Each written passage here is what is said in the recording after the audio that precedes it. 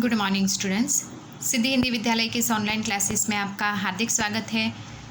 9th वाले बच्चों, अब यहाँ पे हमारा जो पहला काव्य है साख्या एवं शब्द वो हो गया है। अब यहाँ पे सवैये रस खान का यहाँ पे जो नया काव्य है उसकी हम यहाँ पे शुरुआत करते हैं। उसका हम यहाँ पे रिवीजन पुनरावर्तन एक बार कर लेते हैं। सबसे पहले साहित्यकार का परिचय प्राप्त करते हैं। रस खान का जन्म सन 1915 यहाँ पे 1548 में हुआ ऐसा माना जाता है। जैसे कि यहाँ पे रस खान जो है, रस खान यहाँ पे श्री कृष्ण के अनन्य भक्त हैं। तो श्री कृष्ण उनके आराध्य देव हैं। तो उन्होंने यहाँ पे श्री कृष्ण को नज़र में रखते हुए उन्होंने यहाँ पे श्री कृष्ण के ऊपर ये काव्य का निर्माण किया है। तो रस खान का जन्म यहाँ पे, उनका जो मूल नाम है वो सैयद इब्राहिम है। अब एक बात बता दूँ बच्चों कि वो इस्लाम धर्म से है।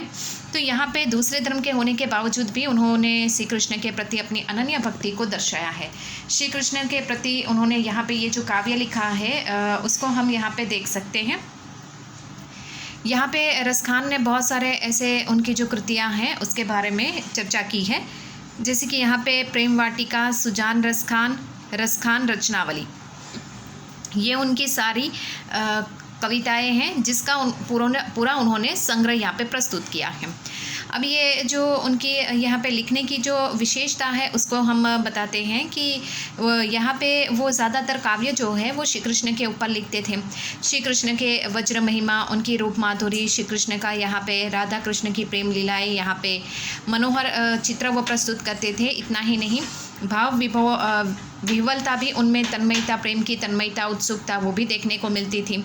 तो इस प्रकार से यहाँ पे जो रस खान है बच्चों, ये रस खान ने यहाँ पे बहुत सारे ऐसे काव्य का निर्माण किया है जो श्री कृष्ण के ऊपर लिखे हुए हैं। अब बच्चों यहाँ पे रस खान के ये जो सवैया है, ये सवैया में 1, 2 और 3 यहाँ पे जैसे कि हमें देखने थे यहाँ पे वो 1, 2 और जैसे कि यहाँ पे इतने ही हमें करने थे और 3।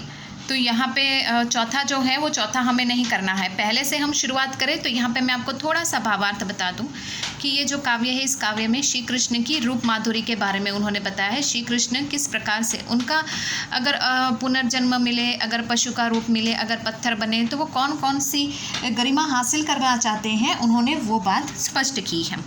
सबसे पहला हम देखते हैं, मनुष्य हो तो वही रस खानी, बसो वज्र गोकुल गाँव। तो यहाँ पे जो पहली पंक्ति है उस पहली पंक्ति में यहाँ पे रस खान कहते हैं कि मुझे अगर मनुष्य का ही पुनर्जन्म मिला और पुनर्जन्म में मुझे मनुष्य का ही रूप मिला, तो रस खान कहते हैं कि वो गोकुल के गांव में वो ग्वाल बनकर रहना चाहते हैं। पहली पंक्ति में उन्होंने क्या कहा है कि अगर उनको मनुष्य का ही रूप मिला पुनर्जन्म में तो वो गोकुल के ग्वाल बनकर रहना चाहते हैं। दूसरा, जो पशु हो तो कहाँ बस मेरो चरो नित नंद की धेनु मंचारन। उन्होंने कहा कि अगर चलो मनुष्य ना सही, अगर मुझे पशु का अवतार मिला तो पशु का अवतार मिला तो भी मैं नंद की गाय बनकर उन्हीं के बीच में नतमस्तक होकर रहना चाहता हूँ। दूसरे में क्या है, उन्होंने ये बताया है कि अगर मुझे मनुष्य ना सही पशु का रूप मिला तो मैं यहाँ पे नंद की धेनु यानी गाय बनकर उन्हीं के आंगन में बसना चाहता हूँ। पाहन हो तो वही गिरी को जो कियो हरिछत्र पुरंदर धारण। यहाँ पे उन्होंने कहा पाहन यानी पत्थर। अगर मुझे चलो भगवान ने मुझे पुनर्जन्म में मनुष्य नहीं बनाया, पशु नहीं बनाया, लेकिन पत्थर बनाया। अगर पत्थर बनाया तो मैं उसी पर्वत का पत्थर बनना चाहता हूँ जिसको भगवान श्री कृष्ण ने अपनी तर्जनी के ऊपर उठाया था। मैं उस पर्वत का, गोवर्धन पर्वत का पत्थर बनना चाहता हूँ जिसको भगवान श्री कृष्ण ने अपनी तर्जनी उंगली पर उठाया था। जो खग हो तो बसेरो करो, मिली कालंदी कुल कदम की डारन।